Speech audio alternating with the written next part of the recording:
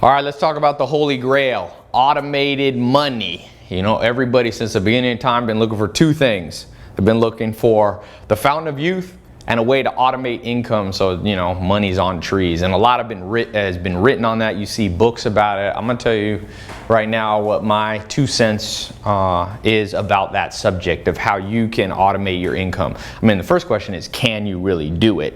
And so there's about 10 things that I've written out because this is one of the most common questions that I get. Let me give you a few of them right now. So the first one, if we're talking about automation, so that, you know, this is the dream, like you wake up and there's more money in your bank account than there was the night before. You didn't really do anything, you know, you set up a system and it's just rocking and rolling. So can you do that?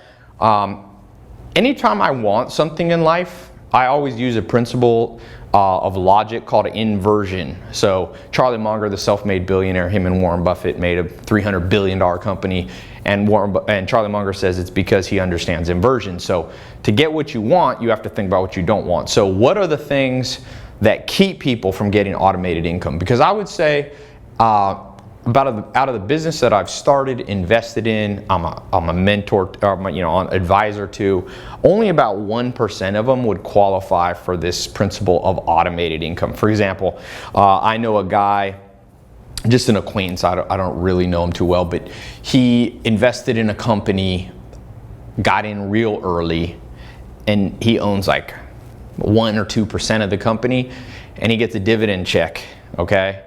And he moved to Mexico or something. I forget where he is in South America. He's an American guy, and he just literally just gets a check, and he makes about, I think the check is about 10 million bucks a year. Okay, he got in early. So it's not very common. Most of us, me and you, wherever you are financially, we've been through periods where you're grinding it out to make money. So automation is the opposite, obviously, of grinding out. Now, here's what I think about it. Number one, there is a myth that it's all about the idea. So I kind of classify people that I meet by the myth that they bought into. I do this on myself. I'm like, Ty, what myth have you bought into today? The idea myth, I'd say about 90% of the world is into that. And I see that as an investor. People come to me and they go, Ty, I got the idea, I got the idea, I got the idea. So what happens is people wait forever for their magical idea. So they think it's gonna be something that, you know, they're gonna wake up one morning and go, boom, that's the business. Ooh, the next Snapchat. It doesn't work like that. If you look at the 1% of people who figure out how to automate their income, it's all over. In fact, that guy that I told you that makes millions and lives in South America, he invested in some trash companies, believe it or not, like waste type companies in the United States. And he got in early. And so that's not a business that you would traditionally, idea-wise, think would bring you the holy grail of the goose that lays the golden egg. So the idea, if you buy into the idea myth, I'm gonna tell you what I can predict about you. 20 years from now, 10 years from now, 30 years from now, if I met you, you'd be like, I'm almost onto it. I'm just waiting. Like you know, you meet those people. Don't be an idea myth person. It's much more, automation is much more about two things. It's about structuring and force of will. So here's what I mean by this. Structuring basically means, pardon, I have bad handwriting. By the way, you like this shirt? Somebody made it for me. It's got my name on it. They mailed it to me.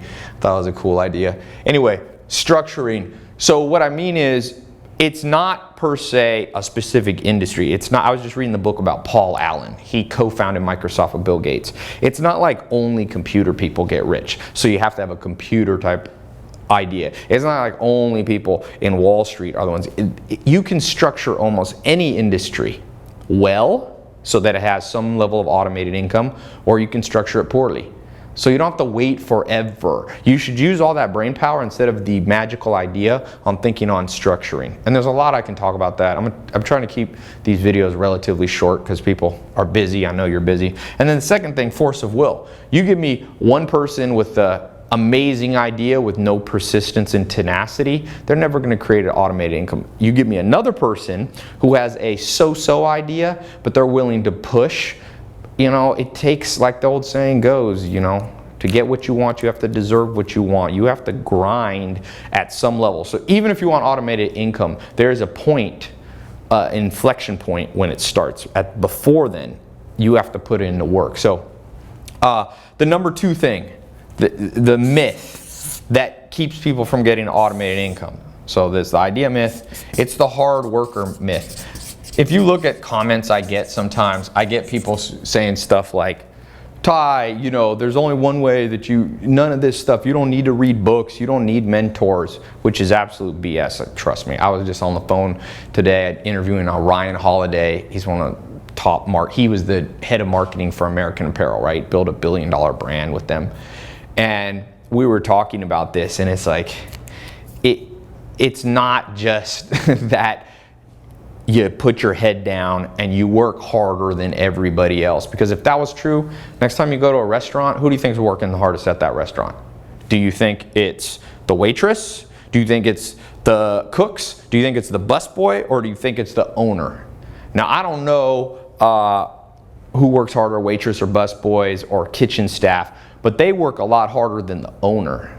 So the owner makes more despite the fact that in terms of pure physical exertion. So if your plan is just to work your way, you're going to work your way into the ground. There is definitely, not to be cliche, there is definitely something to the thought of smart work. You know, it's like I see people and I actually feel bad. You know, I get 3,000 to 5,000 people email me or contact me on Instagram, Facebook, whatever, a day. Right? So I get all these people pouring out like, dude, I'm trying this. And I see like 50% of people, their thing is like, I'm just going to work a little harder. Like, I need to structure my day. If I just woke up at 4 in the morning, I'd get more done. Well, you know that Pareto principle you've heard of before called the 80-20 rule? Without a doubt, 20% of the work you put in life gets you 80% of the money. That's been proven. Pareto was an Italian economist. It's been proven over and over to be true. So you can't just out hustle, because if that was true, we'd live in a world where, you know, people doing construction were making more than people who are in glass offices. All right, number 3, the third myth, and I think a key, you got to ask yourself, if you want to automate income, are you a wanter or a wisher? These are the 3 types of people that I never see automating income. And I've been able to automate income in different businesses. And when you get it right, it's insane. And that's why I said there's about 10 things that I've done. These first 3 are the things I've avoided. They're like the landmines. Then there's some other things like the front loading effect, power scaling, all these other things that you do. I don't know if I have time to get to those right now, but I'm actually going to do, people are asking me to do these online talks. So I'm going to do a free online talk. If you want to know the complete, what I call $1 million blueprint that I teach when I buy a company and I retrain and rehire, you know, new people to manage the company, this is what I teach them.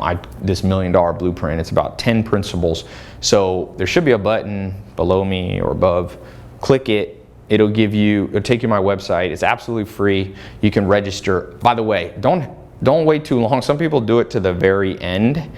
And the last 2 I've done have literally crashed the servers. So many people because they're free, right? So tens of thousands of people try to get in. So I'm limiting how many people that I let in so I don't blow up my servers. I'm actually having my coders recode the comment code so it doesn't crash everything. So if you think this will be helpful to you and you want to learn, you want to shave 10 years off this $1 million blueprint learning curve, go ahead and click the link wherever they are. You just sign up. It's no obligation, or you don't have to pay or anything. And it'll tell you what time. We'll translate it. We'll convert it to your time zone, so you know exactly what time to show up. And then you can just watch it on your phone or your computer or whatever. But let me give you the third one right now. So wanters and wishers. The sad news is some people are all 3, which is a real disaster. This is the most common.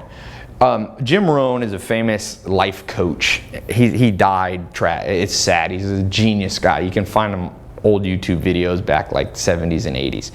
He's the guy who trained Tony Robbins.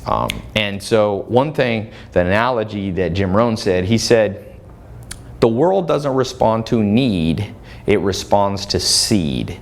The world doesn't respond to need, it responds to seed. The way I think of that, I lived on a farm for 10 years.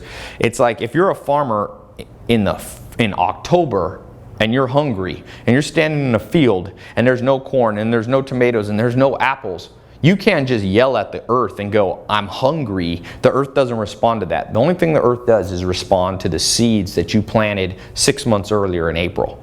You can't be eating in October if you didn't plant. And no matter how much you cry, no matter how much you want, no matter how much you wish, and we live in a world, there's lots of different theories on what it takes to make money. There's, The Secret, and I believe in some of that. There's the Power of Positive Thinking and Norman Vincent Peale and all these books. You guys know I love books, but without a doubt, the people who create automated income are people who are masters of planting seeds ahead of time.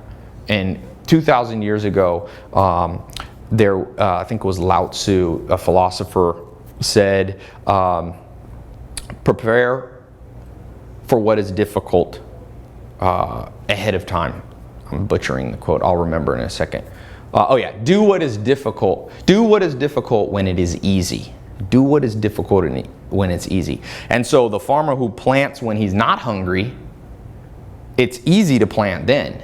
And most people, and I hope this isn't you because this was me at one point, my plan to make more money was to wish. I would sit there and go, what if I won the lottery? And then what happens is a negative spiral because it starts leading you into anger. So you start getting mad about things you can't control. You start going, but the government, but my parents didn't, but my school. But the point is, that's over. Stephen Hawking, one of the leading physicists of all time, he says he used to think that time would reverse at some point in the history of our universe, that the universe would contract and time would go back. You could go back in time. You would be like Benjamin Button, old, and then you'd get younger. But he says he made a mistake. 20 years later, 30 years later, he said, the arrow of time always moves forward, thermodynamically, psychologically, and cosmologically. And so what that means for you and I in practical terms is that when you want and wish, you're focusing on things that according to the law of physics cannot be altered. So wanters and wishers are always misplacing their energy. And so I'm telling you this, greatness is cool under pressure. If you're completely broke now, or you've made some money but you're plateaued, you're not going to want and wish your way out of this. It's good to be optimistic at some level, enough to give you hope, but that has nothing to do with people who make big money. Mark my words. I've been broke and I've made money before. And I will tell you, it wasn't because I started going, hey, I deserve more. This is going to happen. There's nothing wrong with doing that in minor amounts, but what's better is planting seeds. And you must become, in Silicon Valley talks about this accelerated cycle called the lean startup, or the MVP, the minimum viable product. And if you look at companies like LinkedIn, Twitter, for example, I just interviewed the guy who wrote the book Hatching Twitter, which is the first real story of the founding of Twitter. People don't realize Twitter was started in 2 weeks. 2 weeks. It went from idea to a beta version, and that beta version wasn't that good. It was like a text. It didn't have hashtags. It didn't have usernames, but you know what? They had momentum. And the opposite, if you're a wanter and wisher, you must become a momentum creator, because you know what the end result of the momentum, the 4 Twitter guys, you got Jack Dorsey, you got Evan, you got Biz Stone, and a guy named Noah. Those 2 main guys, Ev and Jack Dorsey, they're worth over $10 billion. They were worth billions early 30s. Why? Because they weren't wanting and wishing. You must create momentum where you are, and you gotta transpose all that mental energy that the vast majority of the masses of humans make. My favorite quote, Thoreau, the mass of men lead lives of quiet desperation. What is called resignation is just confirmed desperation. So don't fall into these 3. Now, there's 7 other things. So these are what not to do. There's 7 things you need to do. I need a little more time to go over that. So like I said, I'm going to try to keep these relatively short. So there should be a link below. Click it. It's completely free for all you suspicious people. It's free, literally. You don't have to pay anything. And if you're super suspicious, I always tell people that are super suspicious, don't even bother. Super suspicious people never get anywhere, by the way. It's okay to be, smart, but cynics lose. So at some level, you got to understand these 3 and these other 7. So I got this free talk. It's the same blueprint that I literally, when I call it a blueprint, I literally print this out. And if you're ever here in Hollywood and come into my company, you know, at any given time, I'll have 40, 50, 60 people in the office that I'm taking time to train on these same principles so they can go out and run multi-million-dollar companies that I buy or that I start. So check it out. Click the link below, might be above, and check out this $1 million blueprint. I promise you that these principles work. For some of you, you only need to make an extra $1,000 a month. For some of you, you know, you got high aspirations. You want to be the next Jack Dorsey or Bill Gates. This stuff works. It's scalable at all levels, no matter where you are. It works for guys, it works for girls. So it's good stuff. Remember, of all these, the most deadly of the 3 that I talked about is probably these 2, the idea myth, the wanter wisher. You don't need just an idea. You need a structure. I remember I was actually at the SLS Hotel in Beverly Hills. And when I was first really starting to make some money, and I sat down with these guys that were big money guys. These guys had made, you know, $100 million bucks, and I had a lunch with them. It was at a conference, and one of the guys looked at me and he said, "Ty, it's all about your structure." And I didn't know. I remember thinking, what's this dude talking about? Is he just making this up? And now I realize at the end of the day, structures win. So I'll be talking about that plus, you know, these 7 other things. Check it out. Click the link. And by the way, on that you can ask, there's live chat, so you can ask questions and get responses in real time while you listen in. So click the link, it'll show you the time, and yeah, talk to you soon.